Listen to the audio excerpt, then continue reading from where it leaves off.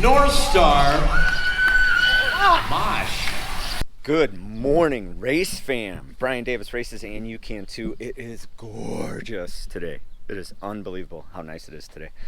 So we are off to Shorewood, Wisconsin today. I can't remember this course in my head, so I'm sure I'll remember it once I see it, but I cannot remember what it's like. I created my own little ice sock, so I used that yesterday and discovered some flaws in the design of a typical ice sock. So I know pantyhose is the thing to use, but I don't have pantyhose because my wife don't wear those.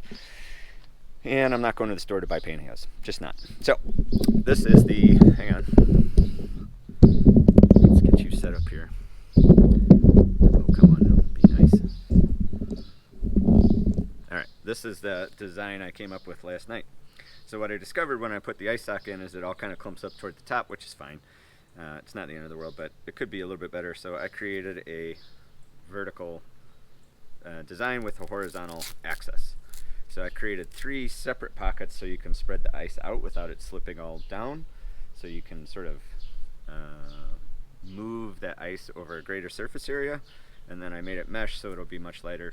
The Velcro's a little chunky. Yeah, if I had more.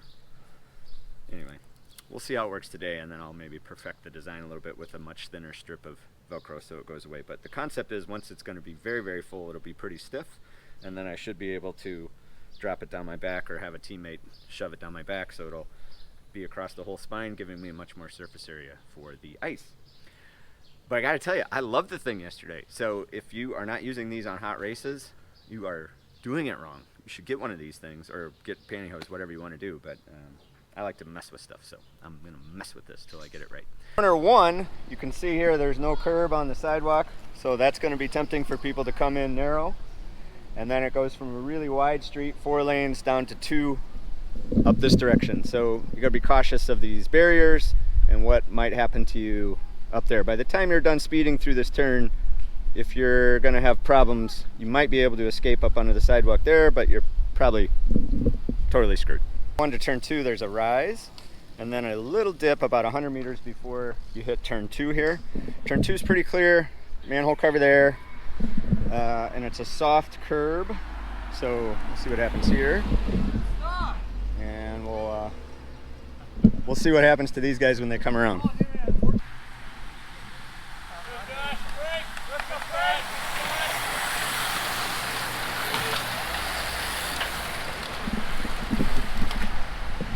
Alright, this is turn 3 after that long straight, which is pretty uneventful. There's a couple potholes, a couple cracks in the pavement, no big deal. You come into this turn. This is pretty high speed because you have a long downhill, and you're going to rip into this one, and it's generally going to be single double file. If you're triple wide in here, that's not going to end well typically. So you're going to set up almost immediately for the next turn. So this is really just one big turn in here, and there should definitely be a racing line to the outside. And let's go see turn number 4. Here, turn 4, there's not very far to get to turn 5 and 6, and then 5 and 6 is actually a chicane, not so much a turn. So, as if on cue, we're going to watch this crew go through here, and you'll see they straighten out these turns by making one straight line. I hope, if they're doing it right. Let's see.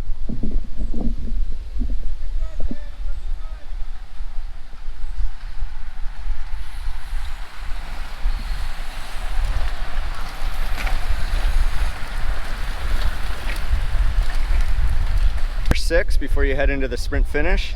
Now you'll see we're still a ways away. We're probably 100 meters back, so this is probably 300 meters to go from this turn out to the sprint. So ideally you have somebody else to eat some of that wind before you open up completely. Easier said than done. And then this last turn is definitely high speed, and if you're not planning for that back at turn 3, you're totally out of luck by the time you get up to here. You might have an opportunity to sprint past somebody on that straightaway to get in one better position, but they're thinking the same thing, so it's going to be tough. You really need to set up on the backside to have a good finish here, which really equates to setting all that up with 3 or 4 laps to go and then staying in the front. An awesome little town just north of Milwaukee, really cool spot, and great community support for the town. So. Hey, Brian Davis races, and you can too. Welcome to gorgeous gorgeous Shorewood, Wisconsin. Our race ended up having perfect weather. Later in the evening, it was far from perfect. It was very tornadic and end of world kind of look and feel. But for our race, everything worked out pretty well. All right, this is the category Masters 1, 2, 3 in Tour of America's Dairyland 2019. We had 71 riders in our field today. And the reason that field is a little bit larger than earlier races in this week is that earlier in the week they had a 50-plus category at its own race, its own series. And then in the second half of the week, they transferred that to a 40-plus category with its own race and its own series. But of course, if you're over 50, you're welcome to join us as well. So you can see the riders with the red number tags are 50-plus riders, and the numbers that are blue tagged are, or blue trim, I should say, are 40-plus riders. So the course is pretty neat. It looks very straightforward on the course map, and it really is, but there's some nuances to it, as I discussed in the pre-race walk portion of the video. There's just things you need to be aware of in certain corners. So it's I've raced this course before a few years ago. Really like this course. Really like this town. It's really neat. So so we're approaching corner 1, 2, 3. And this one was, you could go, despite what I thought in the pre-race, you could go 3, even 4 wide in this corner and not have too big of a deal. Of course, in the end of the race, all these turns are significantly different than they are throughout the race. So the last 2 laps, every corner is totally changed from what you think it is. So the riders are carrying much more speed, so you tend to stretch the line out a little bit more than in other times in the race. So your preparation on these turns throughout the race, you just need to be mindful of that when you approach racing, that the turns are going to be very different in the last couple laps than they are previous to that. So I learned a lot of things in this race. So I got a couple of clips in here that I think are going to be educational for everybody else too, and even I even sought additional information from one of the riders, and I'll relay that information to you as well. So a good, fast, peppy race. We averaged 27, or my average for this race was 27.35 miles per hour. We raced for just about an hour, and my normalized power was 301, which is pretty strong performance for me. And I think I set a heart rate record for a 1-hour heart rate for 2019 on Training Peaks as well. So I've been setting all kinds of heart rate records for this series, which is kind of cool to see. That I think that indicates that I'm probably at my most fit that I've been in a long, long time, and maybe ever. I mean, I feel like ever. I made some poor life choices in college to drink and smoke and be overweight, so that was a wasted opportunity. But in any event, when I got my life together, this might be the most fit I've ever been going into this race, or this series, I should say. So there's definitely some things I want to do differently for next year. Mostly what I found with Trainer Road going into this series is that I feel like I was prepped for the high-end stuff, but I feel unprepared for more of the... Trainer Road has 3 sections: base, build, and specialty. And I feel like I didn't get enough out of the build, which is my fault, not their fault. The build was very difficult for me to complete most of those rides at 100%. I probably should have backed them off to 80 or 90 and then repeated a week or 2 to try to build up more strength. So I learned that for next year. And then the other thing I'd like to do next year is mix in some more long rides during the specialty phase before I start racing, really. So if I could, say, race on a Saturday or Sunday and then figure out a way to get a long Zone 2 ride in on Wednesday or Thursday or even Tuesday, sometime in that week. I just need to get longer miles in. I need 70, 80 mile rides, not 35 mile rides over and over and over again. So definitely need that adaptation for longer duration. That's what I find. All right. So let's see what else was interesting about this race. I think that the 2 clips at the end are that I'm going to start here in a few minutes are going to be enough to tell a pretty good story and show some lessons from this race. The big thing about today is I felt great. So like when there was a little bit of a gap, I could close that gap without feeling like I was overextending myself by any means. I had power to the pedals. I felt comfortable. I felt like a bike racer. I didn't feel like I was hanging on for dear life. I felt like I could animate the race. I felt like I could, participate more than just pack fodder. And I think that plays out in a couple of the opportunities that presented themselves. Although I think strategically, if I could redo this race, I would not do either of the two things that I'm just about to show you. But my strength is sprinting, and I should really stick with my strength instead of trying to become something I'm not prepared to become just yet in my life. But all right, let's skip a few laps. Now we're going to be about just over the halfway point into this race. This is on the back side of the course. We're about to turn left into turn 3 and then roll through the chicane. There was one crash in this race, not sure when it occurred, but it kind of, I had two teammates in the race, Little John and Big John, and Little John did a fine job of staying up in the top third. Big John got caught up in that crash and had I think some time to reflect on things that he does in his life in terms of crit racing. But yeah, he's getting so much more comfortable with crit racing, and I can't wait till he gets totally comfortable with it, because he's going to be a monster when he gets all this turning stuff figured out. Speaking of turning, I just want to point out the turn, how much energy you can save in a turn is worth so many more than a aero bike or aero helmet or anything else like that. If you can't afford any of that stuff, man, just go out and practice carving turns at 30 degrees, which is hard to practice, but if you can do that, or 30 miles an hour, if you can do that, you can end up gaining so much speed and efficiency on a bike that it makes life significantly easier for you. So you can see on the backside, I moved myself up to the top third of the group in one turn. That was great. And there was a couple of preems that led to significant efforts. So this could have been after a preem. There's also an intermediate sprint competition that occurs in this race, and that was a crazy fight. So here's a lesson here. So Carlos comes up. Carlos is a very well-respected, super strong rider. Everyone is going to be paying attention to where he goes. He's currently leading that sprint competition. So he takes off, and I make a mistake here. I go with him, but I don't explode. What I should have done is given him a leash and then exploded up to him if I wanted to work with him. There is a move up the road, and I think that's ultimately what he was trying to bridge to. So afterwards, I thought I was clear of the field, but now looking at the footage, I am definitely not clear of the field. And you can see how much Carlos looks around, and here he's asking me "What are you doing?" Which was fine. He wasn't upset with me. He was actually trying to help me, and I followed that up with a text after the race, just looking for a little clarification of what I did wrong, having not seen the footage. Now seeing the footage, it's very, very clear what I did wrong. I pulled up the entire field with him. And that's not, there's no reason for that. I don't have a strong team. There's other teams would come to the front and be concerned about Carlos, namely this team in front of me, Meteor.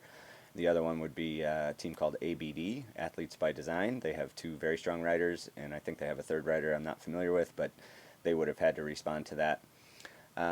Ultimately, Carlos is very gracious and very helpful with advice, so he explained that to me and then mentioned, no big deal, it didn't affect the outcome of the race. But honest to God, I thought I was totally clear of the field, and I was so wrong. So some lessons here. You can see Carlos, when he did that attack, or before he did that attack, he looks around, tries to understand who's around him, what's around him, and then he makes his move.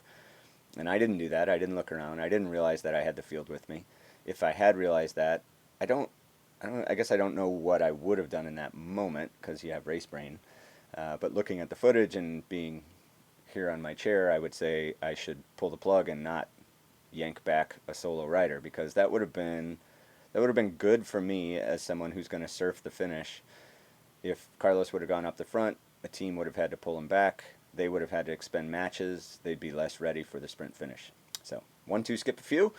Here we go closer to the end. So this is a 60-minute race, so this is going to be the last 15 minutes of the race.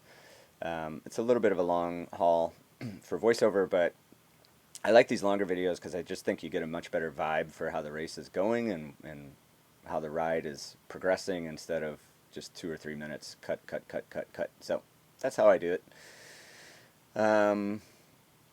So there, like I said, there were a few preems in these closing laps that were interesting because they were doing first and second place preems, and that definitely gets the field excited. So there was, I think, $150 and $100 preem. It was very, very difficult to hear the preem announcements because there was a stiff headwind coming down the start-finish line. So that's a good point about the wind. That was pretty block headwind coming into the finish line. So this little move goes up the road. I think they're gonna be out there for a minute. Not, oh, maybe I'm thinking of a different one later. So, but when you see these things occur, I don't necessarily want to join that move by any means, but I want to be attentive and I want to be up close so I can go with anything that occurs. So that was, I think there's like probably 10 to go in the race at this point. And again, I don't have teammates, given Carlos's advice, which I did not have that advice at this point in the race, but I don't have teammates, so I don't have to do this type of work. I don't have to go pull stuff. I don't have to worry about people coming back. But this is another, when we catch this group, give yourself an access to be able to continue the chase, because swamping is going to occur. People are going to come storming around the front group. So if you give yourself a clean line to be able to chase that, you're going to be much happier with your life. So now you see a little separation, and I'm like, no, I'm not doing that. And then friend of the channel, Mike Budd, comes up to the front and does a heroic effort to pull this little move back. Now, Mike does not have any teammates in this race either, so I'm not entirely sure what his motivation was to pull this back. And I love Mike, but I'm going to use him here because I don't want to pull the field back to this group. This group starts to look like they're going to maybe organize. They're having a moment to chat. I'm seeing this up the road over Mike's shoulder, like, maybe this is going to develop into something. In retrospect, it was pretty dysfunctional, mostly because it didn't have any of the important teams in that group.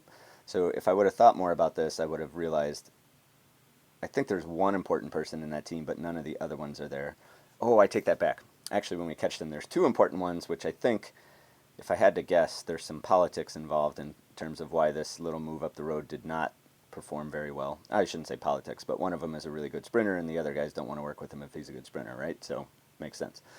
So they're not going to drag him around the course for a win if they can avoid that. I'm not sure everyone in that little move understood that, and I certainly didn't have the clarity of mind to understand that at this point. So now I think there's like 4 to go in the race, because I remember this moment, and so I know that I'm going to jump off Mike on this turn on the inside. I had that planned. So I explode. Let's see if I take the field with me.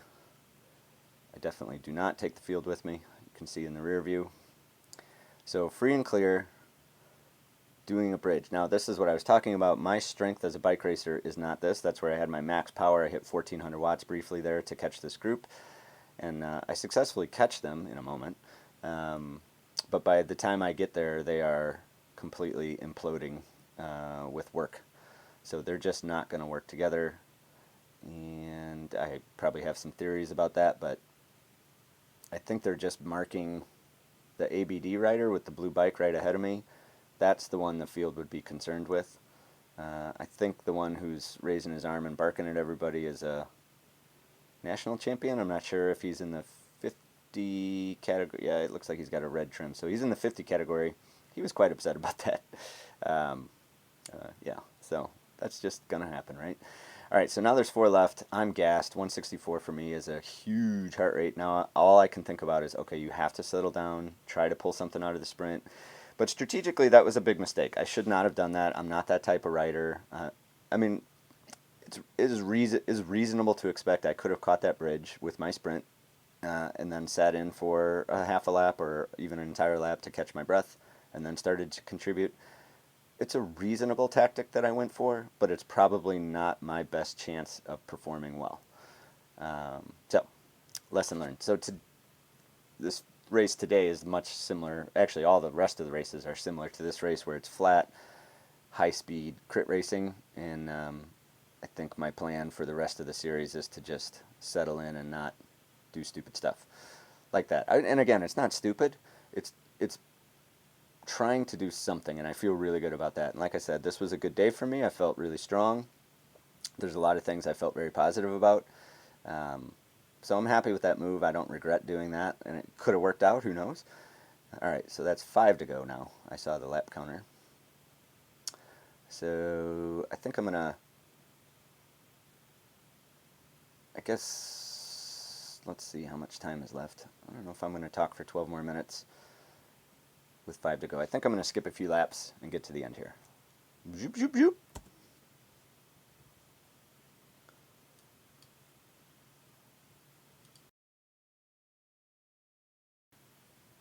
All right, now we have 4 minutes left in this race.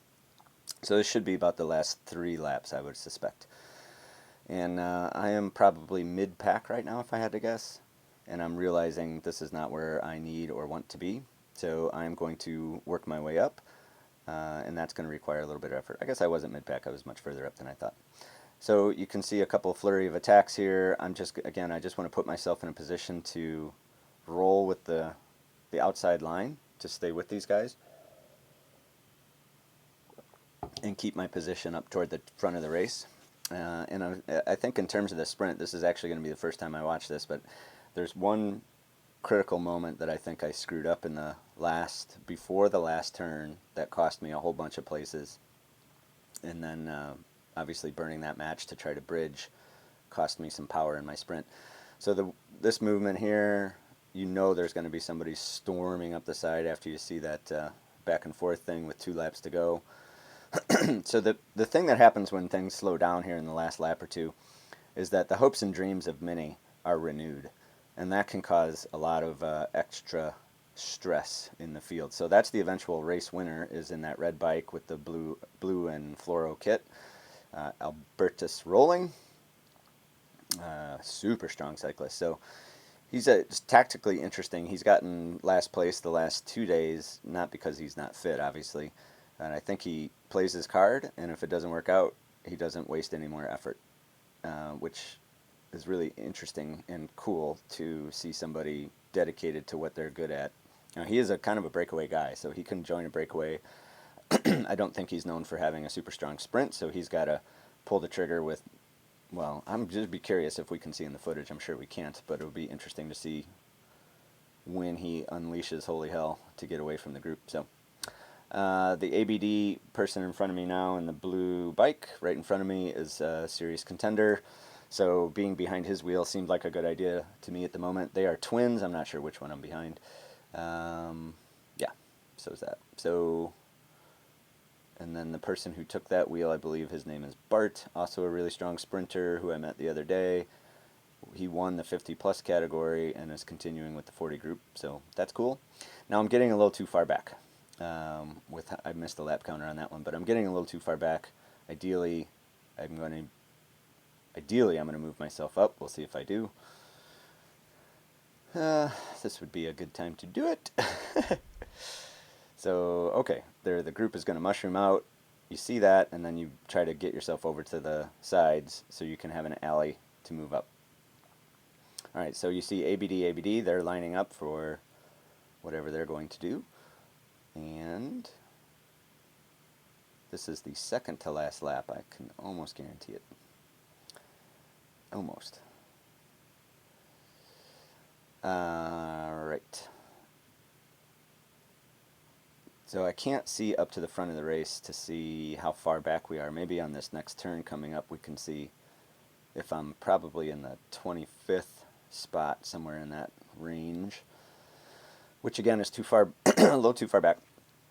Ideally, I'm in the top 10 at this point. Actually, one of the guys in our carpool, Andy, has a really cool formula. His thought is if he takes his goo with 12 to go, or 10 to go, somewhere in that range, gets into the top 20 with 6 or 7 to go, and gets into the top 10 with 3 to go, and that's his kind of how he cycles through getting to the right place, which I thought was kind of a cool way to think about it, breaking it down in terms of I'm here now, I'm here now, I'm here now, and you know where you're supposed to be. So that's kind of cool. Again, this race was good for me. I felt really good throughout the day. I didn't feel totally maxed out at any point. Didn't feel like I wanted to quit riding my bike ever. So that was good. My heart rate's under control at 157. That's okay for this stage of the race. Huge mushrooming happening here. This is a lot of people going way too slow for this stage of the race. So this is where we are missing a powerhouse team to really yank this last lap and straighten things out safely. So yeah. So this rider that comes over, he asked to be let in, which was fine because I know he's on this team, and I suspect that they are going to do, or one of the teams that can do something, and I suspect they're working their way to the front to go do something. So if I can get on that wheel, that would be a great place for me to be as they move their way up to the front. And after the barriers, I think we just don't have enough room to do it. So yeah, dang. It's hard to find a place where I could have moved up before that. So after it mushroomed out like that, it's really difficult to get moving. So yeah, you see that curb. I didn't talk about that in the beginning of the video, but that curb comes in, and that is stressful. So there's my teammate Johnny. Now ideally, I could have told Johnny or asked Johnny if he would do some leading for me, but it's just not. I don't think we're organized enough to worry about those kind of things. So I feel like I'm doing a good job of staying up into the race and not getting scared about bars or activity or anything like that. So that was a huge brake check there, and then we're off to the races in a big sprint to gain position. Now we are going way too slow for the last lap. Someone is going to come storming around, right? But it's too early to go for a sprint. So I'm on Carlos's wheel again. Felt like that would be a good place to be. And it is a good place to be, but we just don't have quite the horsepower to get around this group before we go into this turn. And I think right there is a huge mistake. Maybe I should have expelled some energy to get into the top 5 riders at that moment. Ahead of this turn would have been a great place to be, because this turn gets washed out a little bit, gets a little dicey.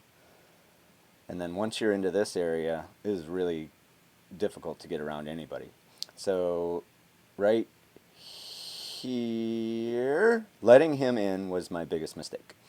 Not that I let him in, he forced his way in there, which is clean, like nothing wrong with that, but if I would have exploded out of that turn, I could have been where that Fluoro and Black Rider is now, which he's probably in the top 10. He finished 10th, I think, if it's the same person I'm thinking of. I'm not sure if it's the same person, but obviously it would have been a much better position to be sprinting. So I start my sprint.